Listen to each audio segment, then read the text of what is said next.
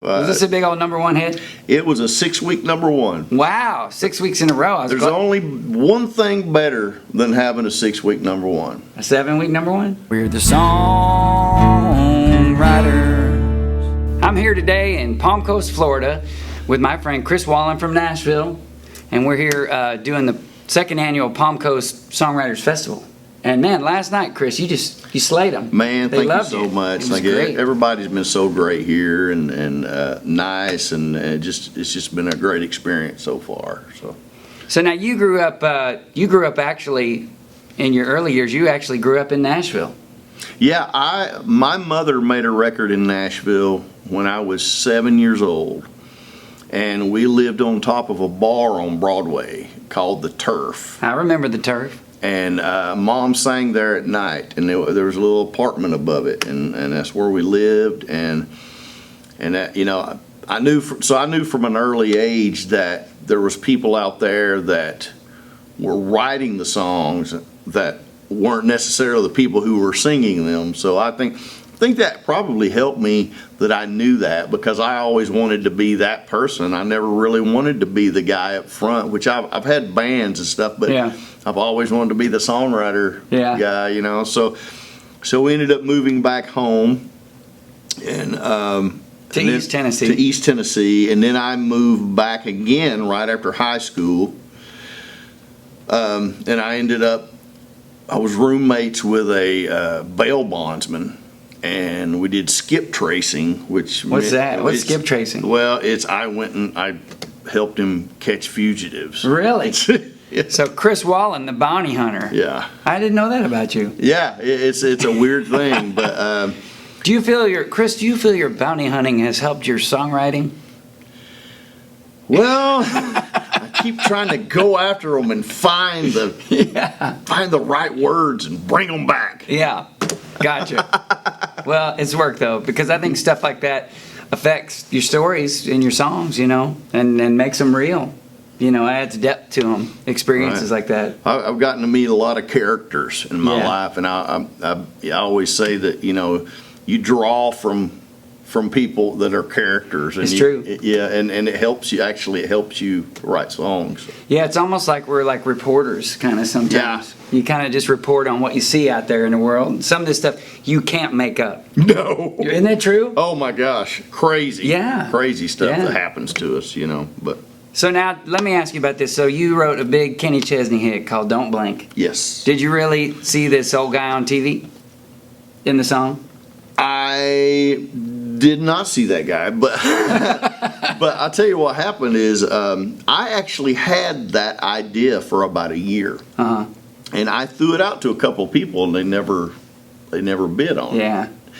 And but I got that idea because I lost about 3 major family members within a year and a half. I lost my mother, I lost my brother, I lost my grandmother, just bam, bam, bam. Wow. And so I was messing with this idea, don't blink. And I was riding with my buddy Casey Beathard, who's had a bunch of hits, a bunch of Kenny stuff as well. But so he would come in that day, and he was a little bit late, and he said, he goes, "Man, I'm so sorry I'm late." He said, "There was a motorcycle accident in front of my house." And he goes, "Man, it was so crazy. This guy come." He goes, "There was ambulance there." He goes, "I don't know if he made it or not." And he was like, "You just don't ever know." And the line that started this whole thing about us writing that day was "Never made it in a song." And I said, "Man," "why do people wait until someone's gone to send them flowers when they can't appreciate it?" Right. They need to send them flowers before they leave. Exactly. And I told him about me losing my family members, and I said, and I had this idea, and ended up that was the day it was supposed to have been. That was the day. So. Yeah, I feel like a lot of times like songs are kind of like babies. Like they want to be born on a certain day, and they're not going to come early. You got to wait until they're ready. Oh yeah. Well, and sometimes your baby's ugly. Yeah. That's true. I mean, That's right. Sometimes you don't ever want to admit that. That's right. But sometimes it's ugly. Sometimes That's true. But not all your songs turn out good. Some of your kids, exactly. Some of your kids, get their master's degree, and some go to jail. That's true. But this song here, it got the master's degree, I think. Right? Oh man, Was this a big old number one hit? It was a 6-week number one. Wow, 6 weeks in a row. There's only one thing better than having a 6-week number one. A 7-week number one. I had the song that knocked it out of number one. You did?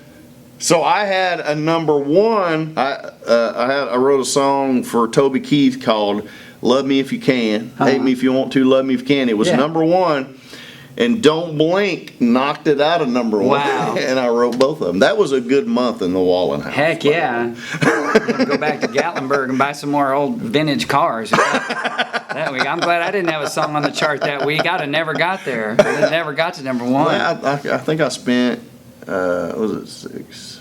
I think it was 8 weeks at number one. Wow. With both songs, I bet that there are not many people that can say that. Very few. I don't know. I wish I could say that a couple more times. Yeah, I hear you. Here's my friend Chris Wallin with his number one song that he knocked himself out of another number one with, a song that Kenny Chesney recorded called "Don't Blink."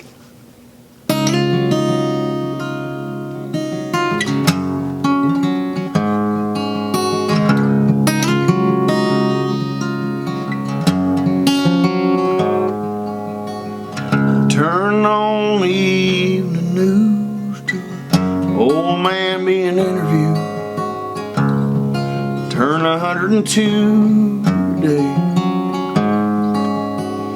When they asked him a secret of life, he looked up from his old pipe and he said, "All I can say is don't blink." Just like that, you're 6 years old and you take a nap. Wake up and you're 25 and your high school sweetheart becomes your wife. Don't blink, you just might miss your babies growing like mine did, turning into moms and dads. Next thing you know, you better have 50 years there in bed, praying God takes you instead. Yeah, trust me, friend, 100 years goes faster than you think. So don't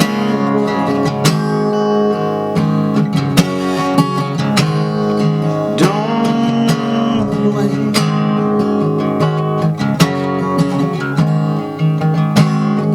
I was glued to my TV when the old man looks right at me. Best start putting your first things first. 'Cause when your hourglass runs out of sand, you can't flip it over and start again. Take every breath God gives you for what it's worth, boy. And don't blink, just like that, you're 6 years old and you take a nap. Wake up at 25. Your high school sweetheart becomes your wife. Don't blink, you just might miss your babies growing like mine did, turning into moms and dads.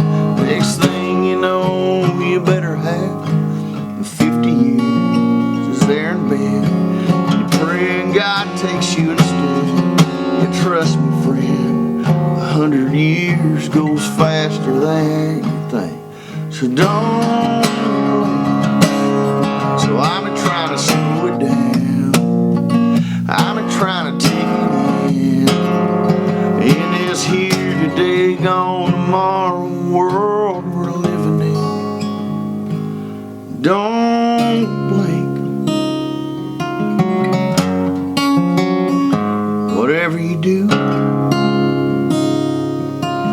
whatever you do, don't blink.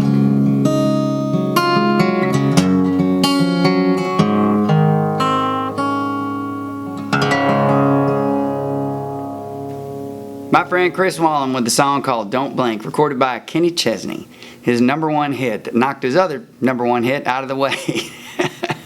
Be sure to leave me a comment below. Let me know what's your favorite Kenny Chesney song. And don't forget to hit that like button and subscribe to my channel. And if you want to learn more about writing songs and taking your songs to the next level, then be sure to visit ThomShepard.com. And we'll see you next time. We're the song